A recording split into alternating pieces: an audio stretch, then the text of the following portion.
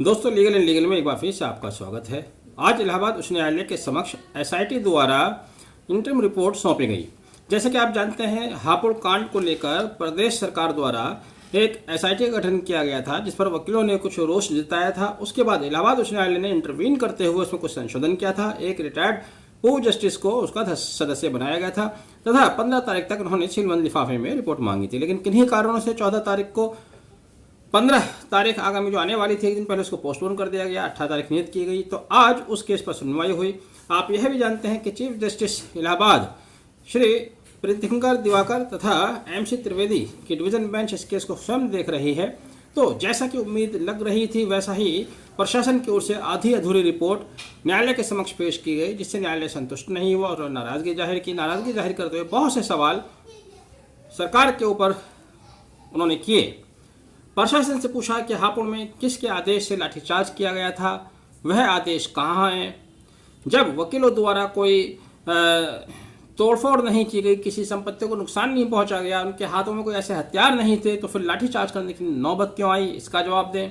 कितनी एफआईआर दर्ज की गई, जो एफआईआर दर्ज की गई उनमें कितने बयान लिए गए हैं, कितने 16 के बयान हुए हैं, यह भी उन्होंने सवाल किया कि अभी तक 22 शिकायतों पर केवल एक ही एफआईआर क्यों दर्ज की गई है। जिस पर राज्य की ओर से पक्ष रखते हुए ये कहा गया, इस बात पर ध्यान देने की जरूरत है, खासतौर से हापुड़ के वकीलों को।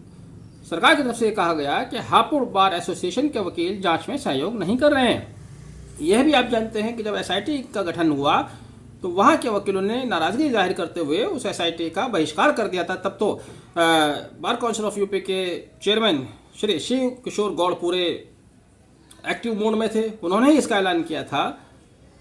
हालांकि हमने तब भी ये कहा था कि कमेटी के सामने जाना चाहिए, अपना पक्ष रखना चाहिए, क्योंकि इसमें अब इलाहाबाद हाई कोर्ट ने भी इंटरवीन किया है। तो यह बात अब कितना सच है कितना झूठ है, इसको आप छान लीजिए, जितना सच बचता है उसको इस्तेमाल कर लीजिए।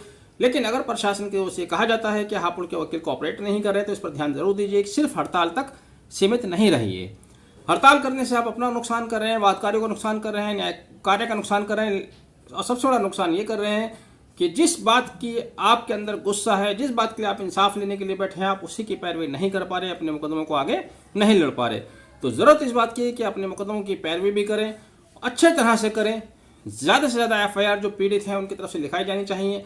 हर पीड़ित की अलग अलग एफआईआर दर्ज होनी चाहिए। अब फिलहाल इसमें 12 अक्टूबर अगली डेट नियत है। हाईकोर्ट ने जिस तरह से सवाल किए, उन्होंने हापुड़ पुलिस प्रशासन के लिए एक बहुत बड़ी मुश्किल ज़रूर पैदा कर दी है। उनकी नींदें ज़रूर हराम हो जाएंगी। वकीलों को भी ध्यान देना चाहिए, जैसे वो औरों के लिए काम करते हैं, अपने मुवक्किलों के लिए अपने केस को भी उसी मजबूती के साथ लड़ें।